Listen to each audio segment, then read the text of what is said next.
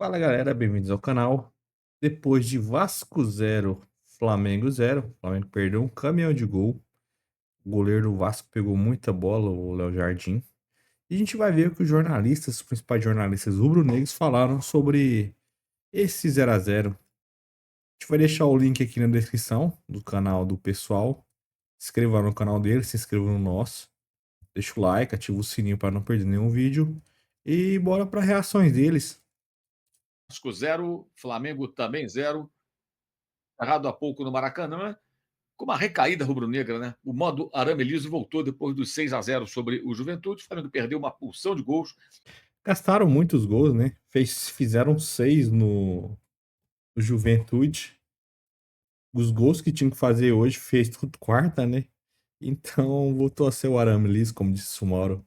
E acabou não conseguindo furar o bloqueio vascaíno, não conseguiu vazar o goleiro Léo Jardim. O Vasco teve boas chances no primeiro tempo, uma bola na trave, um gol que o Nuno Moreira perdeu frente a frente com o Rossi, mas o Flamengo, no geral, ali teve mais oportunidades, chances claras, né?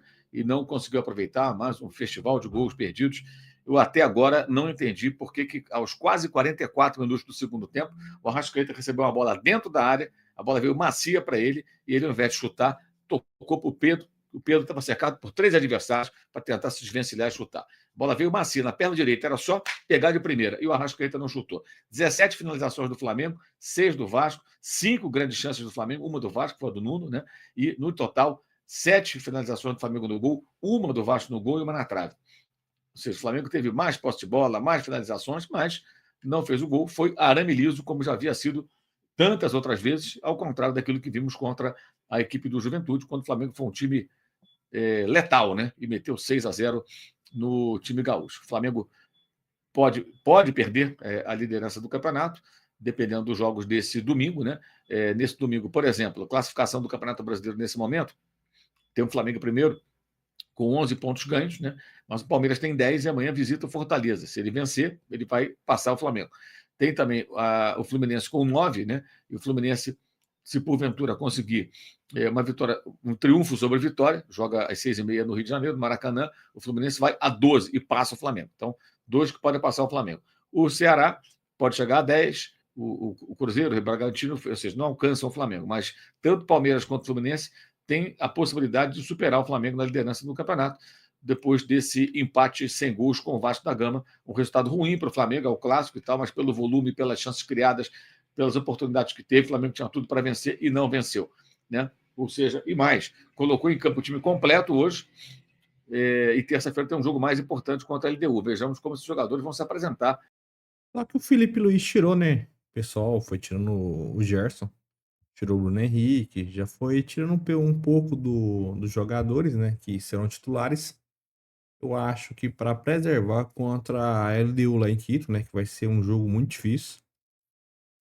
Lá do Equador, na partida de terça-feira, às 7 da noite, no horário de Brasília, contra a equipe equatoriana, quando o Flamengo vai precisar, pelo menos, não perder. Se perder, vai complicar bastante, né? Não pode perder.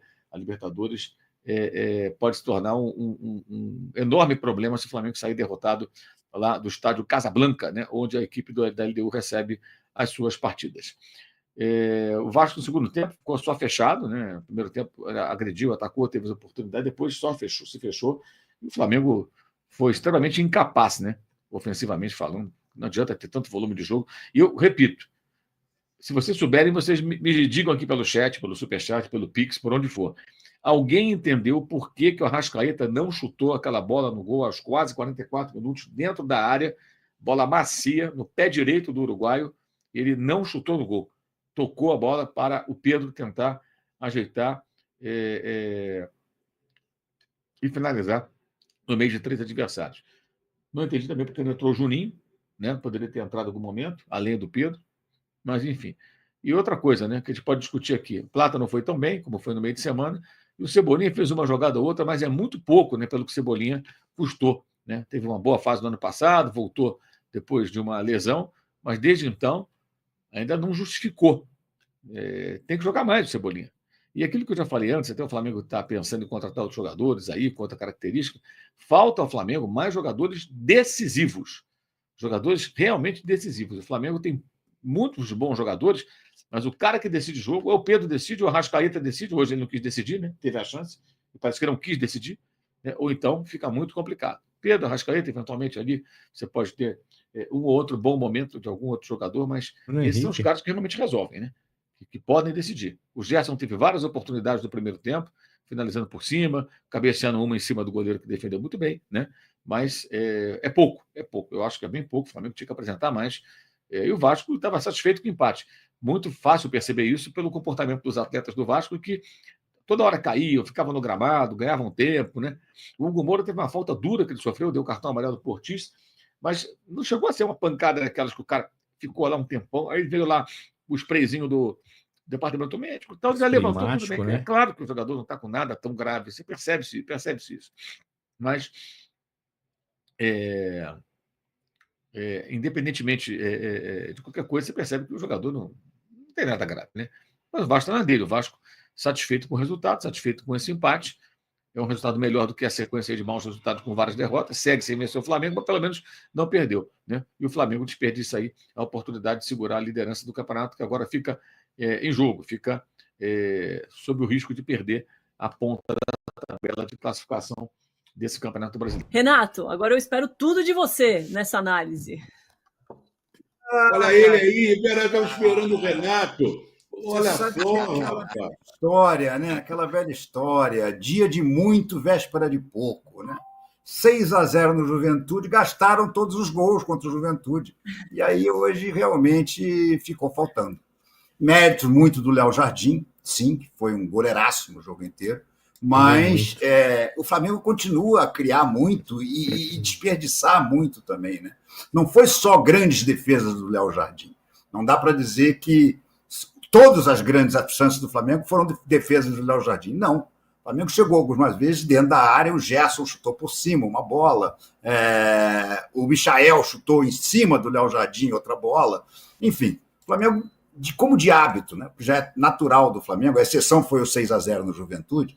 O Flamengo tem muito volume de jogo, o Flamengo pressiona, mas o Flamengo tem dificuldade em transformar. Se o Flamengo transformasse 20% das chances que ele cria em gol, o Flamengo ganharia praticamente todos os jogos.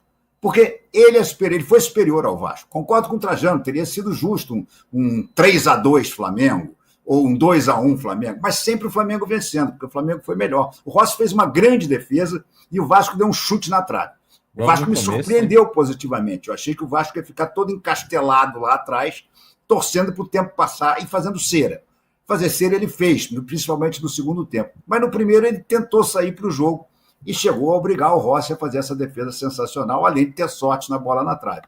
Mas mesmo no primeiro tempo o Flamengo criou muito mais. Agora, não adianta, né? A torcida rubro-negra vai dormir enfurecida, porque nos 3 jogos desse ano com o Vasco, o Flamengo ganhou os 3. Não foram nenhum deles por goleada, foi 1-0, 2-1 e 1-0. Mas em todos com o Flamengo sobrando. Em todos os jogos, o Flamengo foi muito melhor do que o Vasco. Justamente por perder muito gols, ganhou por pouca diferença. Hoje, com o Léo Jardim realmente numa atuação brilhante, não conseguiu fazer o gol, 0-0, e vai ter que torcer contra o Palmeiras e contra o Fluminense. Por causa desse empate 0-0, o Flamengo pode acabar a rodada em terceiro lugar, da liderança para o terceiro lugar. Você vê como é que são as coisas. Ô, Renato, mas até que você tá calmo. Eu tava esperando você mais soltando os cachorros. Mas é porque eu não acho que o Flamengo jogou mal. Sinceramente, não acho que o Flamengo tenha jogado mal. Eu acho que o Flamengo pecou por um problema que é mais ou menos constante ainda. E que eu acho que quando o Pedro estiver em forma, vai diminuir consideravelmente. O Pedro entrou bem hoje. O Pedro deu uma cabeçada que obrigou o Léo Jardim a fazer uma das grandes defesas dele, foi numa cabeçada do Pedro. Mas é claro que ele não está ainda 100%. Né? Então, quando ele voltar, as coisas vão melhorar. Não vou dormir aborrecido, não. Vou dormir levemente contrariado. Maravilhoso. Rosa, muito boa noite. É isso aí, galera, que vocês acharam aí, o pessoal disse. Tanto o Mauro César quanto o Renato Maurício, o Prado. Vocês concordam com ele? O Flamengo jogou bem. O Léo Jardim fez defesaças, né? O Flamengo merecia ganhar o jogo. Deixe na opinião aí no comentário de vocês, que é muito importante pra gente. Não esqueça de se inscrever no canal, deixar o like e ativar o sininho para não perder nenhum vídeo aqui do canal. Tamo junto e até a próxima.